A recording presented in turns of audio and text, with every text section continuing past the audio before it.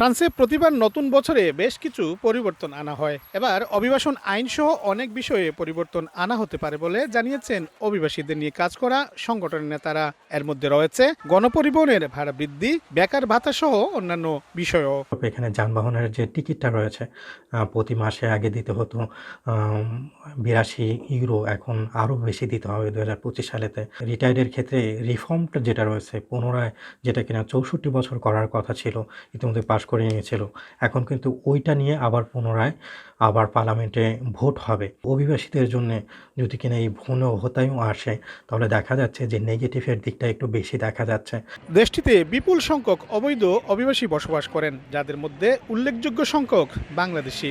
আর এই অভিবাসন প্রত্যাশীদের আগামী বছর থেকে অপরাধী হিসাবে গণ্য করা হতে পারে বলে শঙ্কা তৈরি হয়েছে। আমাদের ম্যাক্সিমামেরই কিন্তু কাগজ বলেন বা সম্পাপি, আমাদের ম্যাক্সিমামে আমাদের কাগজ নেই।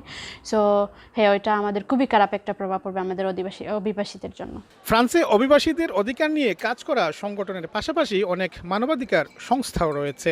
এতে অভিবাসন বিরোধী যে কোনো আইন প্রণয়ন হলেও শেষ পর্যন্ত তা বাস্তবায়ন করা সরকারের জন্য অনেক কঠিন হয়ে পড়ে। এবারও নতুন বছরে বিভিন্ন পরিবর্তনের যে গুঞ্জন উঠেছে, তা বাস্তবায়ন করা সরকারের জন্য কঠিন হবে বলে মত সংশ্লিষ্টদের।